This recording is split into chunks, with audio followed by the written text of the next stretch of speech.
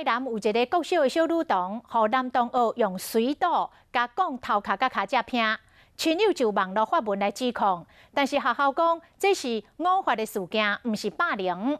即卖小女童头壳受伤的所在开始咧落头毛，佮因为无安全感，一直甲家己的请假，必须到病院看心理医生。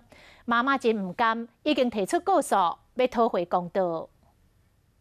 掉那么多啊！看一下，头皮。哎呦，怎么一次掉那么多？你一稍微动一下就掉那么多了哦。这边已经秃头了呢。10岁查囡仔甲妈妈讲，伊的头毛落真多，妈妈真唔甘，因为这是查囝伫学校被男同学用水倒讲头壳了后所留落后遗症。老师若无来啦，阮查囝有可能用拍死，他是用拳头这样揍。事件发生伫4月下旬，当时学校进行教学宣告典，查囡仔大声为表演者加油，男同学感觉伤吵，引发冲突。查囡仔若是头部互对方用水倒猫落去，脚只嘛会木几下个，事后拢定定惊吓，得爱就医治疗。我要提告他，伊甲阮拍到遮严重，头部跟背部都有挫伤嘛，这个诊断书就明显就是啥呢？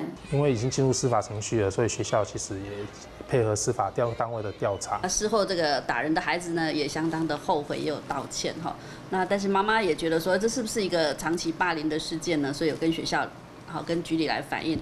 台南市教育局澄清，经过校方调查了后，这是误发冲突事件，毋是霸凌，会对双方进行辅导。但是查囡仔伫事后已经转学啊，家长嘛提出告诉，要为查囝讨公道。